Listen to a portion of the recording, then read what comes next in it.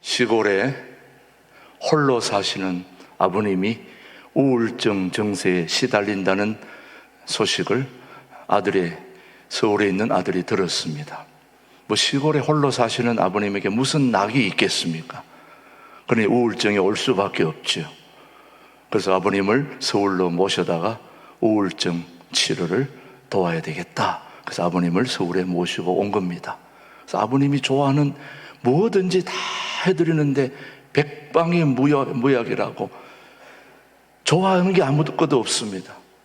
치료도 되지 않고 좋은 곳을 다 구경시켜줘도 다 마음에 안 든다는 거예요. 힘이 하나도 없습니다. 그래서 이거 어떡하나 그래서 맛있는 걸 좀 사드려야 되겠다 해서 서울에 아주 고급 좋은 식당에 모시고 가서 식사를 대접했습니다. 근데 식사를 대접하고 나오는데 그렇게 힘이 없던 아버님이 얼굴이 환해지면서 너무너무 좋아하시면서 야, 이제는 치료가 될 것 같다 그렇게 말씀하시는 거예요. 아이고 다행입니다. 그런데 이 아버님이 얼굴이 너무 막 밝아지면서 집으로 온 거예요. 집에 오자마자 본인 방에 들어가더니 왔다 갔다 하시면서 너무너무 얼굴이 좋아지고 기분이 좋아져가지고 왔다 갔다 하는데 잠시를 앉아있지 않고 계속 왔다 갔다 하는 거예요. 그러면서 입으로 뭔가 중얼중얼 하는데 왜 안 오나 하시면서 계속 왔다 갔다 하는 거예요. 그래서 이 밤 동안 잠도 안 주무시고 밤새도록 그렇게 하시니까 아들이 걱정이 돼서 이게 도대체 어떻게 된 건가 문을 살짝 열고 아버님을 관찰해 보았더니 아버지가 왔다 갔다 하셨는데 손에 뭘 하나 들긴 들었는데 왔다 갔다 하면서 왜 안 오지 하는 거예요. 이상하다. 와야 되는데 왜 안 오지? 알고 봤더니 고급 레스토랑에 갔더니 식사할 때 배를 누르니까 예쁜 아가씨들이 막 와가지고 도와주고 하고 하니까 옳거니 저거 하나만 가져가면은 언제든지 예쁜 아가씨들이 와서 도와주는구나 생각하고 그걸 주머니에 집어넣어가지고 집으로 온 거지요. 그래 그걸 누르면서 왜 안 오나 알아들으셨어요? 실제로 있었던 일입니다. 요즘은 우리가 다 붙어 있는 건 누르지만 예전에는 그 얼마나 신기했습니까? 그 할아버지가 들고 누르는 그 벨은 가짜, 오지 않는 가짜죠. 그러나 사도행전 1장 4절에 제자들이 너희들은 예루살렘을 떠나지 말고 약속한 것을 기다리라 했을 때에 그 기다리던 성령님은 오늘 우리에게 오셨습니다. 그 오신 성령님이 우리 가운데 오셨기에 바로 오늘이 그 성령 강림 주일인 것입니다. 우리가 기다리던 주님, 할아버지가 기다리던 그건 오지 않는 가짜지만은 우리 성령님은 약속하신 대로 이곳에 오늘 이곳으로 오신 것입니다. 이게 바로 오늘 약속한 성령님이 오신 성령 강림 주일로 오늘 우리가 지키고 있지 않습니까? 그래서 성령 강림 주일은 모든 교회의 생일이기도 합니다. 오순절 성령 강림 사건을 계기로 복음이 전 세계로 퍼져나가게 된 결과로 이 땅의 교회들이 세워졌기 때문에 성령 강림이 아니었다면 오늘날 교회는 존재하지 않았을 것입니다. 그렇기 때문에 역사적으로 볼 때에도 성령 강림은 매우 중요한 의미를 지닌다고 할 수 있겠습니다. 이제 내가 너희와 세상 끝날까지 함께 있겠다고 공식적으로 우주적으로 선포하신 사건이 바로 성령 강림 사건인 것입니다. 우리 인생에 매우 중요한 이 사건이 바로 성령 강림 사건. 말하자면 이 성령 강림 사건은 비유하자면은 성령 강림 사건은 마치 결혼식과 같다는 것입니다. 누군가 이 결혼식과 성령 강림 사건을 비교를 해놓았는데 어쩌면 그렇게 참 비교를 잘 했는지 제가 여러분에게 소개하겠습니다. 결혼식이라고 하는 것은 두 사람이 영원히 함께 살기로 사람들 앞에 공식적으로 선언하는 것이 결혼식이잖아요. 그렇죠, 여러분요. 가장 행복한 시간 아닙니까, 여러분? 예. 가장 행복한 시간이 결혼하는 것인데, 이 결혼과 성령 강림 사건을 통한 함께하는 그 세 가지 면에서 매우 같은 모습을 우리에게 보여주는데 한번 들어보시기 바랍니다. 첫 번째, 결혼식과 성령 강림 사건은 매우 비슷합니다. 첫 번째, 즐겁습니다. 결혼식 슬픕니까? 즐겁습니까? 즐겁습니다. 이미 말씀하는 대로 결혼하는 신랑 신부가 얼마나 즐겁고 행복한 날이 바로 결혼식입니까? 성령을 받으면 바로 이렇게 되는 것입니다. 성령 받았던 때를 처음 생각해 보면 너무너무 감격과 한의가 넘치지 않았습니까? 그런 게 없었다면 아직 성령 안 받으신 거죠. 바로 결혼식과 성령 강림절의 첫 번째 공통점은 즐겁다는 것입니다.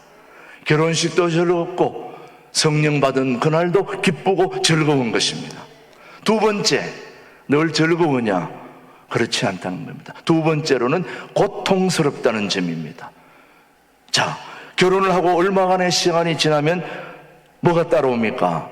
고통이 따라옵니다. 서로 의견이 충돌이 일어나고 그 틈바구니에서 서로 괴로워할 수밖에 없습니다.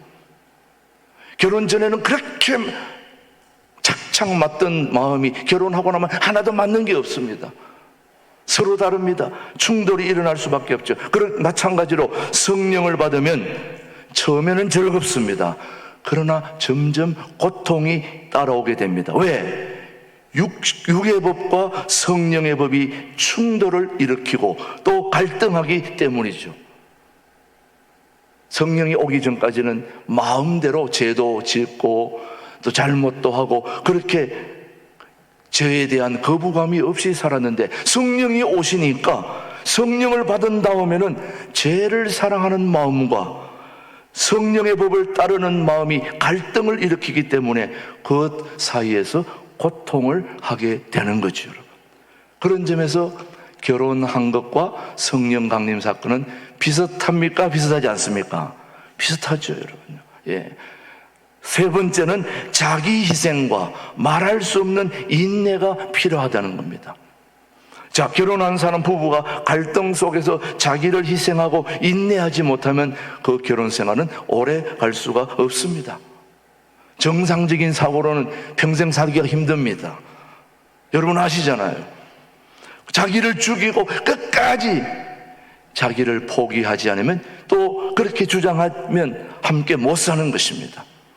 그런 부분은 결국 이혼으로 파경을 맞게 될 수밖에 없는 것처럼 성령과 함께하는 것도 마찬가지라는 점을 우리에게 알려줍니다. 우리가 죄에 대하여 인내하지 못하고 우리 자신의 육적인 생각들을 죽이지 못하는 한 성령과 함께 할 수가 없는 거죠, 여러분. 그래서 성령을 받은 다음에 성도는 죄에 대해서 인내하며 육의 생각을 죽이는데 최선을 다하지 않으면 안 된다는 것이죠. 그러므로 여러분, 결혼은 행복의 완성이 아니라 행복을 만들기 위한 출발이요 시작입니다. 그래서 결혼을 기점으로 해서 이전보다 더 행복해져야 하고 더 성숙해져야 되고 더 발전되어야 되는 것처럼 신앙도 마찬가지입니다. 오순절 성령 강림 사건은 결혼식과 같은 것이지 그것은 전부가 아니라는 것입니다. 사랑하는 교회 여러분, 성령의 강림은 하나님이 바라시는 온전하고 능력 있는 성도들이 되기 위한 시작의 방파르일 뿐입니다. 결혼식은 행복의 완성이 아닌 듯이 성령 강림은 구원이나 신앙의 완성이 아니라 함께 만들어져 가고 지어져 간다는 것을 에베소서 2장 2절은 우리에게 말씀하고 있습니다. 에베소서 2장 22절 한번 보겠습니다. 시작. 너희도 성령 안에서 하나님이 거하실 처소가 되기 위하여 그리스도 예수 안에서 함께 지어져 가느니라. 함께 지어져 간다. 어디까지? 하나님이 계시는 저 천국까지 그렇게 간다는 거죠. 여러분, 성령을 의지하여 살면 성령은 여러분들을 예수 그리스도의 장성한 분량에 이르기까지 여러분을 도와주실 것입니다. 하나님과 완전히 하나 될 때까지 성령이 여러분들을 가르치시고 깨우쳐 주실 것입니다. 그래서 성령의 도우심을 받으면 우리는 얼마든지 구원과 신앙의 완성을 향하여 날마다 우리는 한 발짝씩 진보할 수 있게 되는 것이고, 또 그렇게 되기를 주님의 이름으로 축복합니다.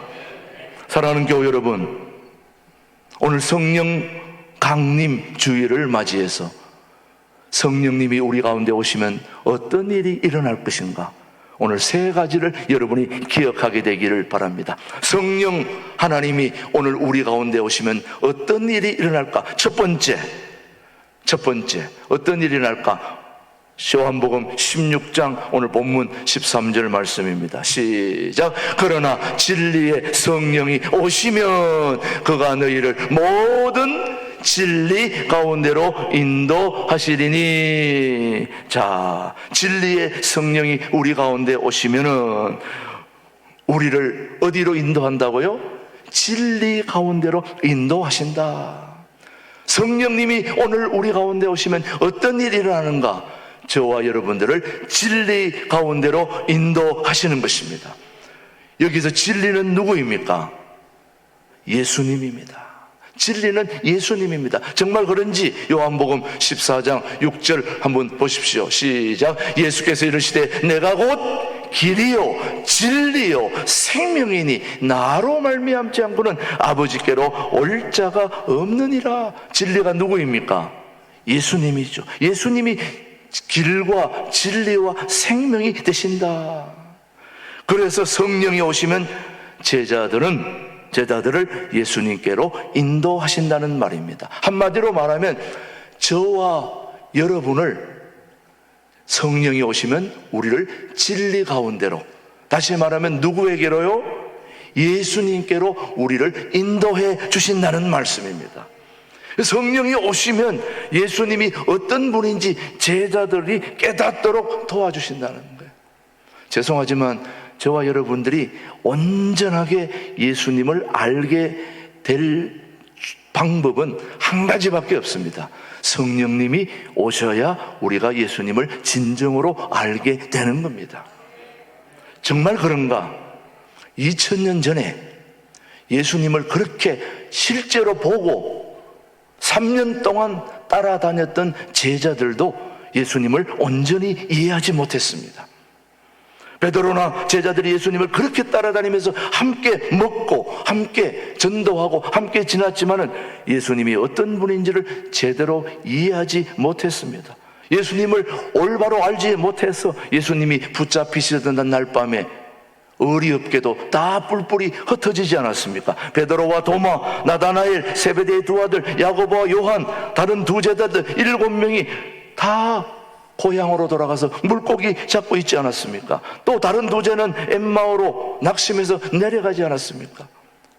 3년 동안 따라다녀도 예수님을 진정으로 알지 못했다는 면은 저와 여러분이 예수님을 한 번도 본 적도 없고 따라다녀 본 적도 없고 그저 설교하시는 목사님이 예수님은 살아계시다 하니까 살아계시는구나, 우리 하나님이란 거 우리 하나님이구나, 그렇게 알고만 있는 저와 여러분들에게 성령이 와서 도와주지 않으면 예수님이 어떤 분인지를 우리가 어떻게 알 수 있을까요, 여러분요?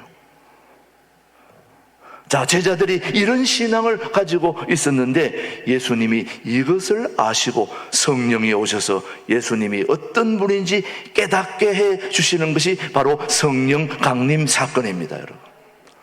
예수님이 기자와 이적을 일으키시는 그런 수준의 분이 아니라는 겁니다.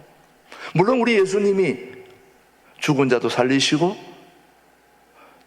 풍랑도 잔잔케 하고 병자도 고치시고 기사와 이적과 놀라운 일들을 행하시는 것은 틀림이 없지만은 그것보다 더 중요한 것은 예수님이 구원자라고 하는 사실을 우리가 아는 것이 매우 더 중요합니다. 다른 기사와 이적을 다 몰라도 예수님이 우리를 구원해 주시는 구원자라는 사실만 알면은 다른 건 다 끝난 겁니다.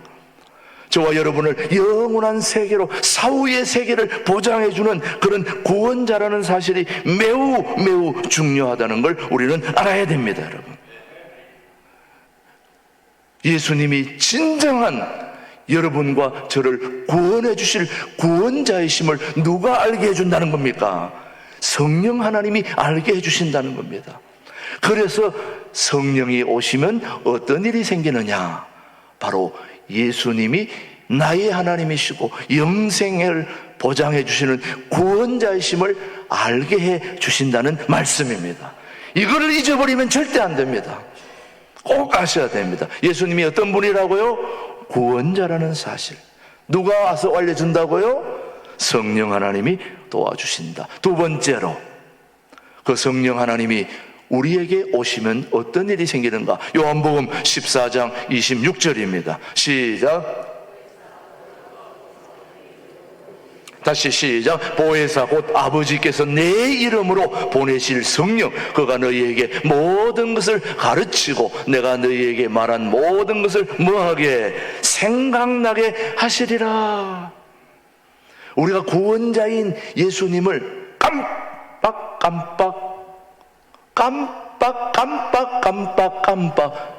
이런 거는 잘 알아도 깜빡 예수님을 잊어버렸다 할지라도 생각나게 해주시는 분이 누구라고요? 성령 하나님. 매우 중요합니다. 우리 시험 공부하는 학생들도 이거 모르면 안 되는 거예요. 백날 공부해도 시험장에 가서 생각 안 나면 꽝 끝나는 겁니다. 그래서 수험생들에게 가장 적절한 말씀이 바로 요한복음 14장 26절. 생각나게 해주시는 보혜사 성령님. 생각나게 해줘야 되는 겁니다. 예수님께서 하신 말씀을 생각나게 해주신다는 거죠. 얼마나 중요합니까? 제자들이 전도할 때에 무슨 말을 해야 될지 모를 때에 성령께서 가르쳐 주신다는 거예요. 여러분이 전도지 들고 가서 아무 생각 없이 갔다가도 성령 하나님이 딱 생각날 말을 적재적소에 주시면 그것으로 전도가 되게 되는 거예요. 내 생각으로 하는 게 아닙니다. 성령님이 도와주셔야 되는 겁니다. 성령이 제자들을 인도하시고 성령이 우리들을 인도하신다는 거죠. 이 놀라운 역사를 저와 여러분들이 경험할 수 있게 되기를 축복합니다. 제자들은 성령이 오시고 나서야 예수님이 진정으로 누구인지를 알게 됐다는 것은 바로 베드로의 경우가 그렇습니다. 베드로가 예수님의 수제자이면서도 얼마나 예수님의 마음을 아프게 했습니까? 그런 베드로가 성령이 오고 나서야 닭 울음소리에 자기 자신을 깨닫고 십자가에 거꾸로 달려 돌아가지고 또 5,000명, 3,000명을 회심시키는 놀라운 그런 제자로 거듭날 수 있게 된 것이 바로 그가 성령 하나님이 오시고 난 후에 그런 일이 생긴 것입니다, 여러분. 어떻게 3,000명, 5,000명을 회심시키고 십자가에 거꾸로 죽을 수 있습니까? 이게 베드로의 실력인가요? 베드로의 능력입니까? 그렇지 않습니다. 성령님이 오셔서 예수님이 구세주라는 사실을 깨닫게 해주신 거죠. 성령이 오셔서 예수님이 하나님의 아들인 것을 깨닫게 하신 것입니다. 성령이 오셔서 근심하고 낙심하여 각자의 길로 향했던 제자들을 진리 가운데로 인도해 주신 분이 성령 하나님이 하시는 일인 것입니다. 오늘 우리가 헤매고 있을 때에 진리 가운데로 인도해 주실 유일한 한 분이 계시다면 성령 하나님이십니다. 그분이 오늘 우리 가운데 오신 거죠. 오늘 우리의 인생에도 성령의 인도하심이 절대적으로 필요합니다. 성령이 오셔서 예수님이 구세주라는 사실을 깨닫게 해 주셔야 된다는 이 말씀, 오늘 고린도전서 12장 3절 한번 보십시오. 시작. 그러므로 내가 너희에게 알리노니 하나님의 영으로 말하는 자는 누구든지 예수를 저주할 자라 하지 아니하고 또 성령으로 아니하고는 누구든지 예수를 뭐하지? 주라 주시라 할 수 없느니라.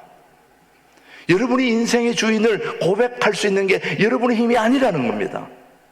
내 안에 누가 계시는 겁니까? 성령 하나님이 나로 하여금 그런 고백을 할 수 있도록 만드는 겁니다. 자, 계속해서 로마서 8장 15절 한번 보십시오. 뭐라고 부르는지 시작. 너희는 다시 무서워하는 종의 영을 받지 아니하고 양자의 영을 받았으므로 우리가 아빠 아버지라고 부르짖느니라.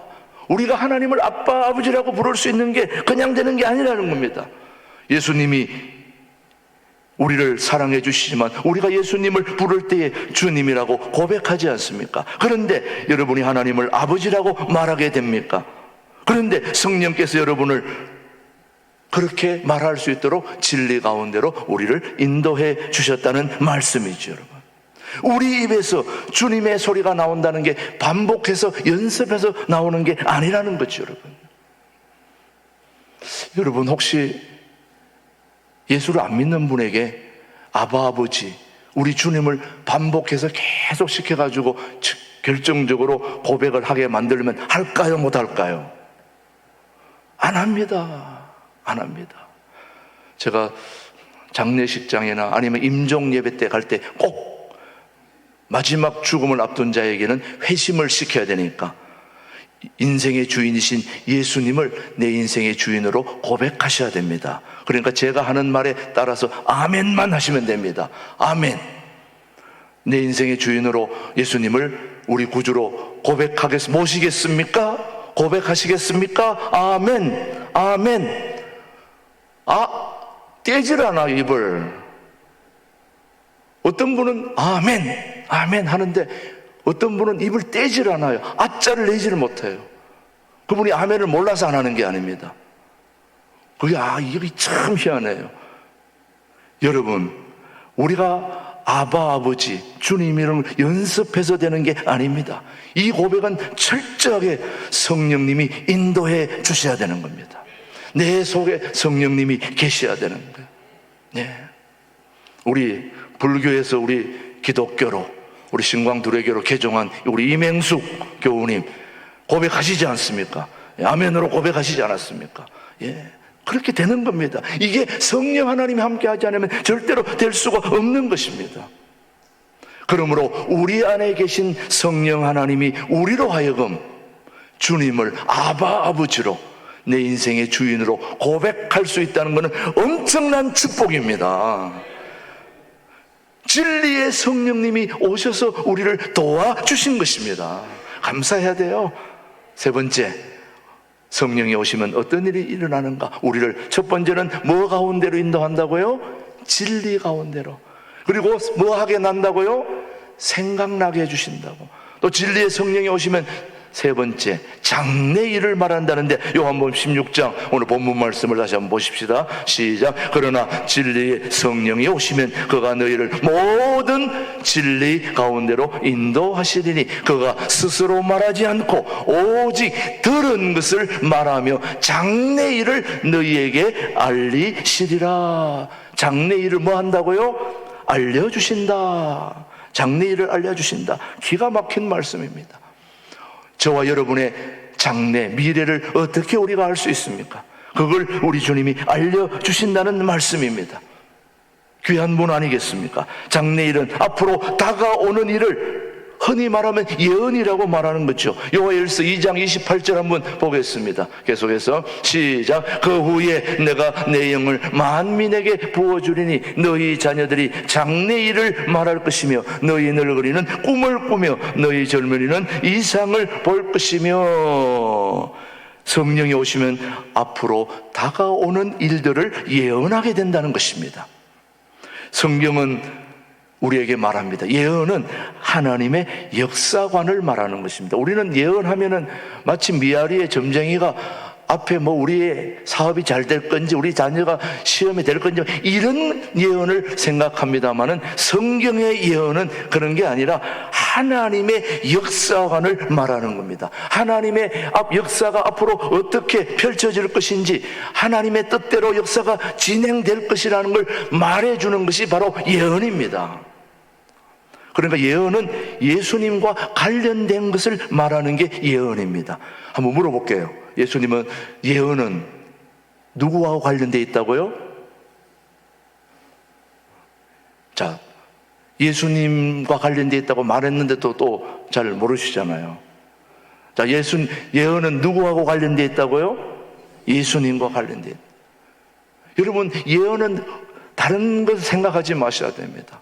성경에서 말하는 예언은 예수님과 관련된 것을 말하는 거예요. 예수님을 통해서 성취될 일들을 말하는 게 바로 성경이 말하는 예언입니다. 예수님과 관련되지 않은 그 모든 것들도 다 헛된 것들입니다. 신약시대의 예언은 예수님의 죽음과 부활이지요, 여러분. 예수님이 공생애를 시작하시면서 여러 차례에 걸쳐서 예언하셨잖아요. 사도행전에서 예언은 예수님을 통해서 성취될 일들을 말합니다. 주의 이름을 부르는 자에게는 구원을 주시려고 하는 것을 말하는 것이 예언입니다. 우리 사도행전 말씀 너무너무 잘 알잖아요. 주 예수를 믿어라. 그리하면 너와 내 집이 구원을 얻으리라. 이것이 바로 예언입니다. 누구와 관련된 겁니까? 예수님과 관련된 거잖아요. 예수님을 통하지 않고는 누구도 구원에 이를 자가 없는 것입니다. 이것이 진정한 예언입니다. 성령께서 오시면 예수님이 원하시는 것이 무엇인지 알게 해주신다는 거예요. 우리가 어떻게 살아가야 할 건지 알게 해주신다는 거예요. 믿음을 크게 만들어 주시면서 하나님께 영광을 돌린다는 것이 바로 갈라디아서 5장 5절 말씀 우리가 기억하셔야 됩니다. 시작. 우리가 성령으로 믿음을 따라 의의 소망을 기다리나니. 우리가 성령의 인도함을 받아서 믿음이 커지는 것입니다. 그리고 성령이 우리에게 믿음을 공급해 주시는 것입니다. 그러니까 우리의 믿음이 커질수록 하나님이 기뻐 우리를 받아주시는 거죠, 여러분. 성령이 우리에게 오시면 어떤 일이 생기느냐? 진리 가운데로 우리를 인도해 주신다는 거죠. 그리고 우리가 깜빡 잊어버릴 때, 헤매고 있을 때 우리에게 진리의 성령이 오셔서 우리의 구원자가 하나님이라는 사실을 확실하게 생각나게 하고 알려주시는 분이 성령 하나님이십니다. 그가 예수님과 관련한 구원의 놀라운 계획을 우리에게 알려주시는 분이 성령님이 하시는 일들입니다. 불같은 성령, 오늘 우리에게 임하시면 우리가 놀라운 역사가 일어나게 되는 것입니다. 여러분, 불같은 성령의 역사가 일어나면 살맛이 나는 겁니다, 여러분. 제가 오늘 이 말씀을 준비하면서 어제 토요일 날 보니까 교역자들이 다 이것저것 바빠서 아무도 없어서 무슨 밥을, 점심을 어떻게 해야 될까 하다 마침 불맛 짜장이 하나 있어가지고 제가 그것을 삶았습니다. 역시 음식은 불맛이 있어야 되는 것이에요. 그래서 여러분, 제가 어제 삶은 것을 한번 보여드리겠습니다. 저기 불맛 짜장이라고요. 나왔는데 저게 여러분 불맛이 나는 겁니다. 어디 상호는 얘기 안 했으니까 선전에는 신경 쓰지 마시고 보시기 바랍니다. 불맛. 제가 시중에 나오는 모든 라면들은 제가 여러분들에게 유해한 건지 아닌지를 제가 다 먹어보고 판단을 해야 되기 때문에 사다가 제가 실험을 하고 있는 중입니다. 여러분들이 좋은 거 나쁜 걸 다 가려서 잘 드셔야 되니까 제가 저걸 하는데, 저거 어제 먹는 동안에 역시 불맛이 나니까 기가 막히게 막 맛이 너무 좋은 거예요. 막 온몸이 저걸 확 빨아당기더라고요. 그래서 기분이, 그래서 오늘 저걸 불맛을 생각하면서 제가 생각한 것이, 야, 불같은 성령이 오시면은 우리가 살맛이 나는구나. 저는 이 매스컴에 광고하는 것이 제가 굉장히 관심이 많아요. 근데 광고 하나 중에 저를 사로잡은 광고가 하나 있는데, 꼭 그 축구 경기 하기 전에 그런 광고 꼭 나오는데 하나 보면은 뭐냐? 왜 다이어트를 하냐 이거예요. 왜 다이어트를? 그러면서 왜 다이어트를 하십니까? 하고 나서 그 다음에 한마디 던지는 게 기가 막힌 말이에요. 비주얼이 살잖아. 다 그래. 지금 들었어? 알아? 무슨 말인지. 왜 다이어트 합니까? 비주얼이 살잖아요. 이 말은 멋진다 이 말이 한마디로 말하면. 왜 다이어트 하냐? 저는 이 말씀을 여러분에게 적용하면은 왜 성령님이 우리에게 오셨습니까? 라고 묻는다면 저는 살맛 나잖아요. 딱 이 말을 하고 싶은 거예요. 살맛이 나죠. 왜?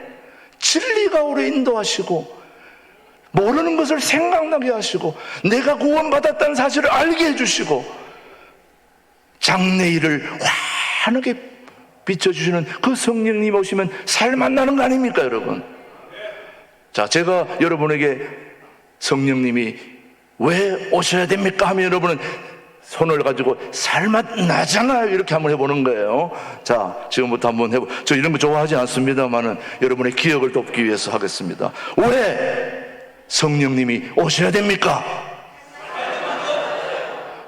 살맛 나잖아, 이렇게 한번 해야지. 왜 성령님이 오셔야 됩니까?